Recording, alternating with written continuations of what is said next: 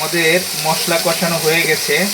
এখন আমরা অ্যাড করে দিব কিছু টমেটো দিলাম এটার সাথে, এতে মশলাটা একটু বাড়বে, প্লাস টমেটোর যে ফ্লেভারটা ওইটা মিক্স হয়ে যাবে। আজকে আমরা রান্না করছি কাতল মাছ।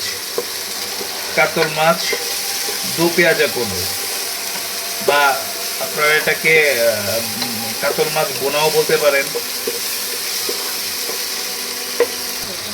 এখন আমরা মাছগুলা অ্যাড করে দিব। আবার মাছ অ্যাড করে দিচ্ছি।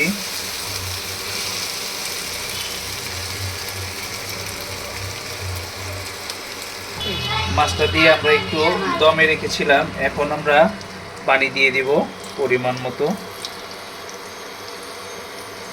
এখন আমরা কিছু ক্যাপসিকাম অ্যাড করে দিচ্ছি।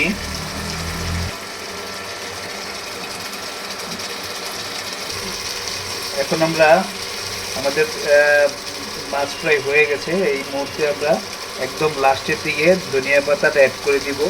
যদি অ্যাড করি তাহলে ধনিয়া পাতার যে সেন্ট ওটা একবারে নষ্ট হয়ে যাবে। জি, থ্যাংক ইউ গাইস, আসসালামু আলাইকুম।